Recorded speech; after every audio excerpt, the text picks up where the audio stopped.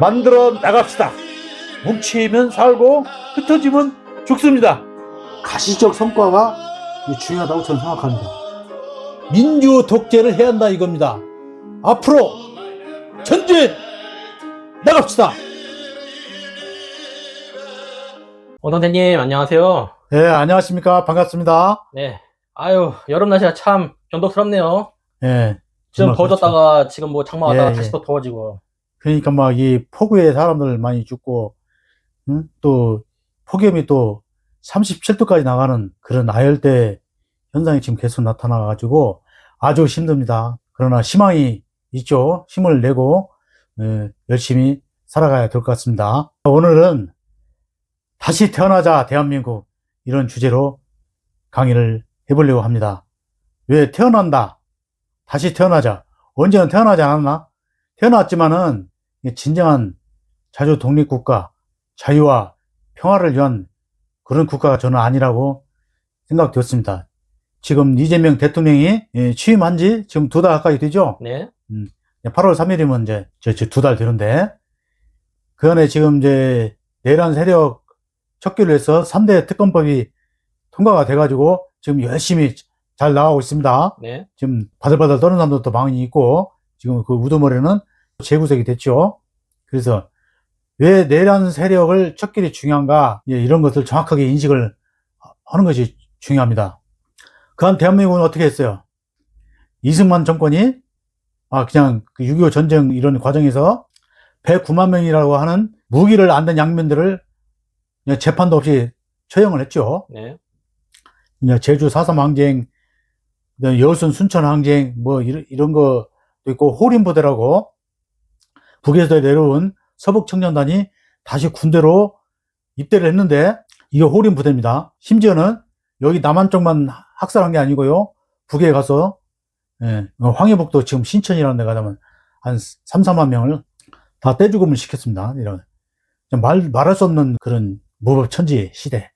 그다음에 박정희가 또 쿠데타로 일으켜서 531명의 간첩 조작 사건, 참 인혁당 사건, 재판 판결이 나지도 않았는데 사형장을 짓는 그런 모습. 그다음에 전두환의 광주의 학살을 통해서 자기 정권을 취득하는 그런 과정에서 광주 학살이 일어났죠. 네. 용감하게 광주 시민들은 항쟁을 했습니다. 이 과정에서 희생자가 어마어마하게 많습니다. 지금 나타난 것은 빙산의 일각이고, 특히 광주시 외곽에 있는 농촌 지역 사람들이 많이 죽은 걸로 이게 알고 있습니다. 왜 그러냐면은 그 시내로 이렇게 들어와서 일을 보잖아요. 도농 지역이니까. 근데 농촌 지역이 뭐 화순군, 광산군, 그다음에 이런 뭐 장성군 이런 데가 이제 농촌 지역인데, 특히 광산군 이런 데는 광주시로 지금 다 광산구로 편입이 돼 있죠. 이게 다 학살을 해가지고 땅속에다 묻었기 때문에 어디 죽었다고 명확하게 얘기가 안 나와요. 근데 지금 그런 수암지구 이런 아파트 건설 현장에서 뼈가 지금도 계속 나오고 있는데, 그 탄소 연대 측정을 하면은 다 그 80년대 그 사망으로 추정되는 뼈가 지금 줄줄줄줄 나오고 있다고 그럽니다. 자, 이런 그 말도 안 되는 그 총칼로 위협하는 독재를 향수에 젖어 있고 그리워하는 그 세대들이 있죠. 그렇죠. 그리고 이제 이명박, 박근혜 이 사람들 다 감옥에 갔죠. 저희 윤석열은 어떻게 됐습니까? 그다음에 또 반면이 됐죠. 친위 쿠데타를 또 일으키고, 친위 쿠데타는 세계적으로도 봤을 적에 실패한 확률이 거의 적다고 그럽니다. 여건이 좋으니까 실패할 일이 없죠. 실패하는 것은 어떤 특별한 사정 있어야 되는데, 그 특별한 사정이라는 게 뭐죠? 시민들의 완강한 저항, 그 다음에 군인들의 소극적 이행, 이런 거 아닙니까? 지금 수사 과정에서 나타나고 있는데, 군인들이 많이 저항을 했어요. 그리고 명령을 이행하지 않은 사람도 있고, 지금 수사 과정에서 지금 줄줄줄줄이 지금 다 나오고 있습니다. 지금 깜빵에 갇힌 상태에서 그 계속 편드는 사람들은 누구예요? 그 또라이 아닙니까? 일반적인 사람이라면은 그렇게 할 수가 없죠. 특히 국힘당에 45명의 국회의원들이 윤석열 체포시에 그 관저에서 그 진입을 막고 그러지 않습니까? 네. 이런 사람들 다 국회의원 해산시키고, 이게 3대 특검이 마무리가 되면은 국힘당 해산하는 그런 상황이 올 수 있습니다. 홍준표가 뭐라 그랬어요? 틀림없이 우리는 해산될 거다. 각자 도생해라. 홍준표는 그런데 그런 대로 미래를 내다보고 있다고 이렇게 생각되어져요. 자, 그래서 이제 국회는 진즉부터 장악하고 있었죠. 네. 뭐 3분의 2는 안 되지만 190명 정도가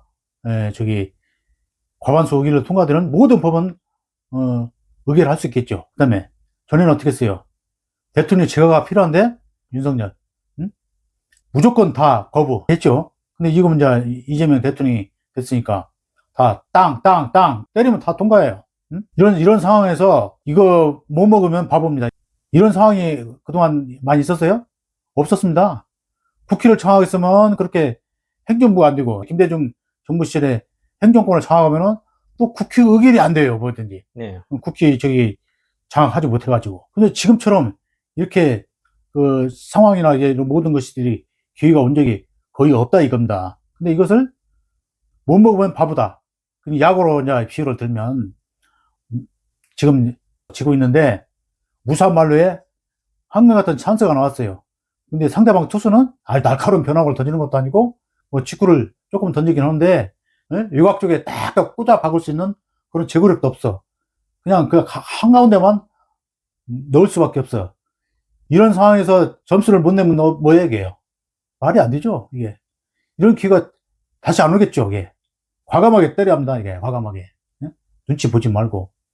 그래서 가장 먼저 시급히 통과돼야 남북 간에 정상회담을 할 수 있는 법이 있어요. 그게 뭘까요? 국가보안법이죠? 국가보안법은 헌법에 위배가 됩니다. 자유, 평화, 통일 그런 취지가 맞지 않습니다. 고무줄법이에요. 일자 그대로 고무줄법. 그래서 국가법은 형사라고 하는데 사실은 변론주의에 가깝습니다. 변론주의라는 것은 자기가 이렇게 주장을 해야 돼요. 주장을 안 하면 그 받아들이질 않습니다. 민사소송이 그렇지 않습니까? 줄다리기를 하는데 서로 양쪽에서 줄다리기를 많이 하죠. 그러면 더 이상 낼 자료가 없습니까? 그러면 그 판사가 뭐라 해요? 결심하고 언제 선고 안 나오고 그러죠. 그러면 줄다리기에서 많이 끌어간 쪽이 무조건 이기죠. 이제 그런 식입니다. 이게 재판이라는 게. 그럼 주장을 못 해갖고 얘가 끌어올 수도 있는데 끌려갔어. 그럼 그걸로 끝난 거예요. 그럼 다음 항소에서 억울하면 2심 가서 하라고 하고 또 2심에서도 뭐 그렇게 주장을 제대로 못했네? 그럼 끝난 거예요. 대법원에서는 사실관계 판단하지 않습니다. 법리적인 것만 판단하죠. 그래서 억울한 재판도 많이 나오는 거예요. 그런데 국가보안법도 마찬가지다 이겁니다. 국가보안법은 자기가 주장을 하고 똑똑하면은 많이 빠져나올 수가 있어요. 그러면 국가보안법의 주요 위반사항이 뭐죠? 통신회합, 잠입 탈출. 통신회합이라는 것은 이제 전화를 하고 뭐 연락 편지를 쓰고 연락을 하고 회합 만나서 얘기를 하고 그런 거겠죠. 그다음에 대한민국을 탈출해서 북으로 잠입한 그 다음에 또 뭐예요?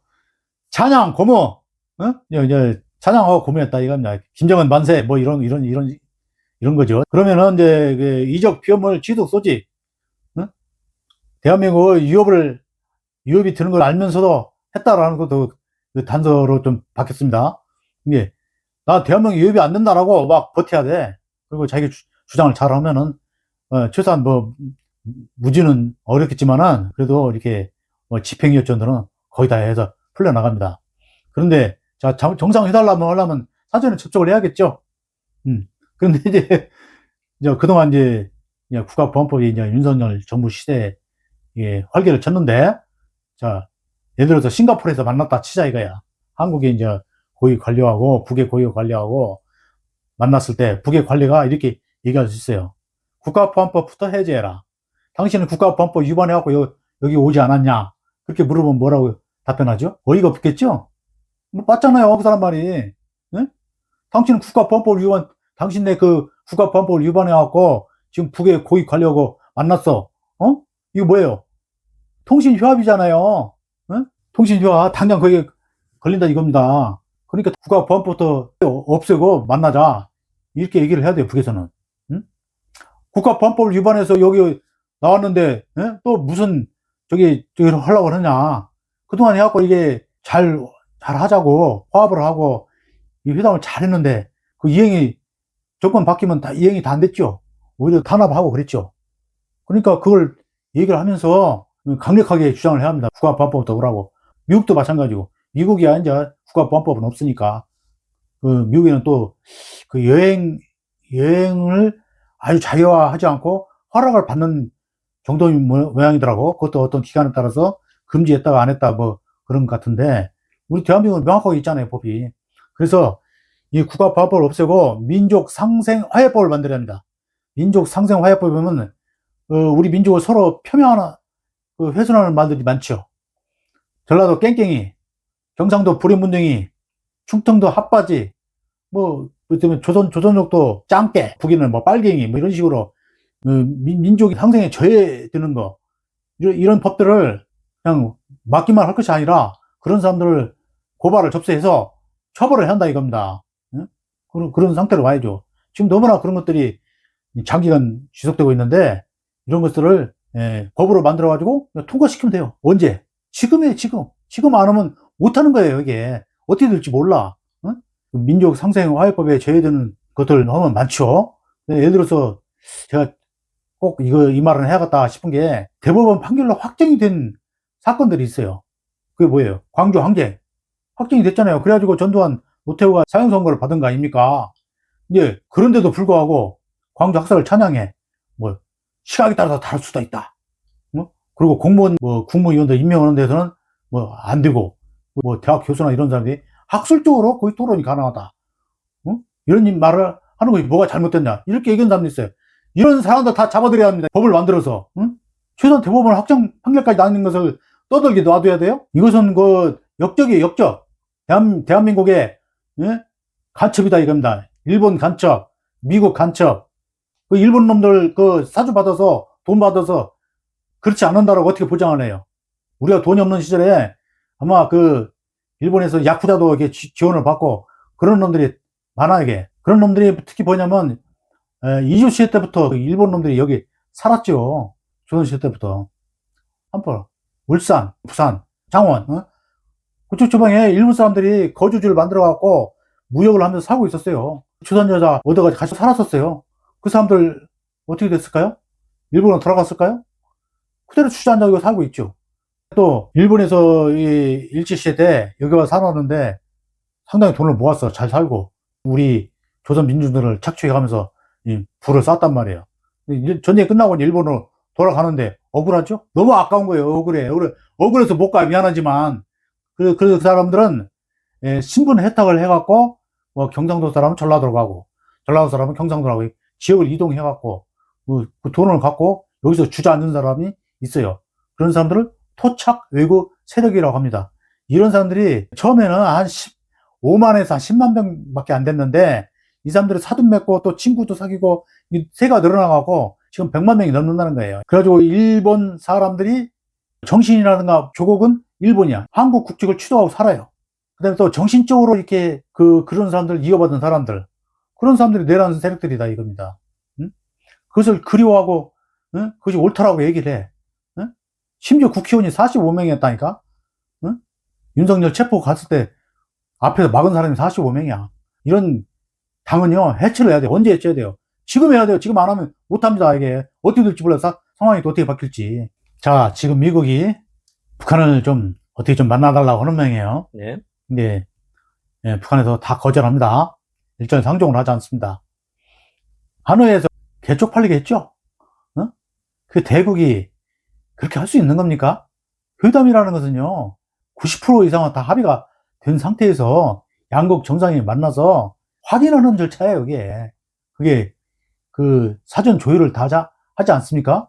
그때 정반대로, 미국 네오콘 세력들이 반대하니까, 물론 트럼프도 그때 힘이 약해서 그랬을지 몰라요. 그 뒤로는 이제 비핵화 얘기는 끝내지도 못해요.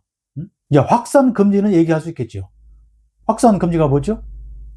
확산 금지라는 것은 이 원자탄 핵을 갖다가 다른 나라에 기술을 이전한다든가 또는 완제품을 판매한다든가 이런 거로 볼 수가 있습니다. 그다음에 또 더 많이 만든다든가 이런 걸 얘기할 수 있는데, 지금 이란하고 저희 중동 사태가 안 좋은데, 이란이 지금 완전한 핵 기술을 갖지 못해가지고 실험을 계속 하고 있죠. 기술 이전할 수 있습니다. 물론 공짜로 하는 건 그렇고, 이란이 석유 많으니까 석유를 달라든가 뭔 조건을 걸 수도 있고, 그 다음에 이란이 그 우크라이나 그 러시아 전쟁 때 드론 지원을 아주 많이, 러시아의 드론 지원을 아주 많이 한 걸로 알고 있어요. 저기 완제품을 팔 수도 있습니다. 북에는 지금 최소한 100개 정도 이상은 만들어져 있고, 지금도 대량 생산을 하라고 김정은 위원장이 다고치고 있는 것 같아요. 근데 이것을 투발 수단, 미국까지 날려보낼 수 있는 ICBM, 장거리죠. 그런 것은 12,000km, 15,000km까지 갈 수 있는 거. 그냥 위로 올라 쏘아가지고 우주에 그 공기가 없는 무중력 상태로 가니까 굉장히 빠르죠, 이게. 그래서 뭐 3, 40분 만에 미국에 떨어져 버리는 거예요, 그게. 그 다음에 SLB, 잠수함 만들라고 태평양 한가운데 가라앉아갖고 숨어 있으면 몰라요. 가만히 숨어 있으면. 저게 바위덩어리인지 구분이 안 갈 정도로 물속에서 갑자기 팡 쏴버리면 어디서 언제 어떻게 날아올지 모르는 거죠. 구축함을 갖다가 건조를 하고 있고 계속 한 해에 한두 척씩 만들겠다고 그럽니다. 그렇게 저기 러시아로부터 2%가 부족했던 그런 기술들을 다 이전해가지고 완성이 돼가고 있는 걸로 알고 있어요. 그 다음에 에너지, 시베리아 가스 뭐 엄청나죠. 석유도 많고. 그 다음에 이제 거의 식량은 뭐 저기 연해주 지역에 과거 우리 고려인들이 농사 짓다가 스탈린에 의해갖고 중앙아시아로 끌려갔죠. 거기 농지 그대로 다 있을 거예요. 아마 그 흔적이 다 있겠지. 그거 뭐 무상 임대를 뭐 한 50년간 받아가지고 뭐 남북 공동을 할 수도 있고, 저는 그런 생각을 해봐요. 그다음에 거기에 큰 호수가 있습니다. 이거 양어장도 할 수 있고 이런 좋은 저기 활성화돼서 잘 하고 있는데, 북과 러시아는 혈맹 관계가 돼버렸어요. 이미 1만 명 이상의 특공대가 러시아 쿠르스크 점령당한 지역에서 우크라이나군을 몰아내면서 북한의 특수부대 혁혁한 공을 세우고 한 640명 정도가 희생당한 걸로 알고 있습니다. 이게 보통 혈맹 관계가 아니에요. 그 1945년도 8월 9일 날 소련이 대일 선전포고 함경북도로 들어왔는데, 그때도 그 소련군이 함경북도에서 많이 전사를 했어요. 피를 흘려줬다고. 지금도 소련의 그 소련군 묘지에 8월 15일 날 행사를 해요. 북한 주민들이 참석을 합니다. 이런 게 관계가 좋아져가지고 혈맹 관계가 돼가지고 지금 원산 갈마지구에 러시아 유무장관이 왔죠. 추선희 장관도 유무상도 만나고 김정은 위원장도 만났어요. 원산의 갈마지구 그 명사심리 해변이라고 아주 저기 모래가 좋습니다. 해수장이 물도 맑고. 그래가지고 트럼프가 나의 별장을 지키다 이렇게 했었는데, 트럼프가 똥돼버렸지. 이제 러시아가 이제 찾아가고 이제 러시아 관광객도 이렇게 대다수 오게 돼 있다. 우리도 이제 가자고 그래야지. 그래서 이제 이게 일단은 만나야죠. 정상회담을 하고 선제조건으로 국가보안법 폐지를 얘기했고요. 민족 상생화해법 같이 이렇게 만들어 두면은 서로가 비방하고 폄훼하는 것을 하지 말자가 아니라 그냥 그런 놈들 잡아들여야 한다니까. 그렇게 되면은 이제 남북 교류가 이게 싹이 트는 거죠. 그런 싹도 안 튀어놓고 문재인 같은 놈들 당장 그 미국이 뭐라고 하면 섹스를 못하고 쫓아가고, 당신 태어나서 와서 뭐라고 했어? 아유 죄송합니다, 잘못했습니다 형님. 그랬더니 유엔의 공조와의 대북 제재는 계속됩니다. 걔 똥구멍 같은 소리 한 적 있고 말이에요. 응? 평양 가서 연설할 때는 뭐라고 했어요? 응? 우리는 과거에도 7년을 같이 살아왔습니다. 응? 지난 70년 잠깐 헤어졌던 것입니다. 그러면 내일 모레 통일을 하겠다는 얘기 아니에요? 그래 놓고 미국 갔다 와서 그런 엉뚱한 소리를 하고 앉아있고 말이야. 나는 문재인을 나쁜 사람으로 안 봐요. 뭐냐면 무능한 거야, 무능. 문재인에 대해서 뭐 얘기를 하고 복수를 하자고 그런 사람도 많이 있는데, 나는 그 문재인이가 아주 고약하고 나쁜 사람이라고는 그렇게 얘기하고 싶지 않아요. 그 사람은 뭐다? 무능하다. 사람 관리할 줄 모른다. 이번에 이재명 국무위원 다 이제 지명을 하고 한 사람만 처리했죠. 그 교육부 장관 이진숙인가? 그리고 이제 정동영 통일 의지가 확고한 사람을 해서 인사 관리를 하겠다 하고, 유튜브에서 아주 유명한 최동석 그 사람을 인사혁신 장으로 임명을 한 거 보면은 인사들은 대체적으로 잘 하고 있다. 능력 위주로, 실력 위주로 하고 있다. 이렇게 생각이 되어집니다.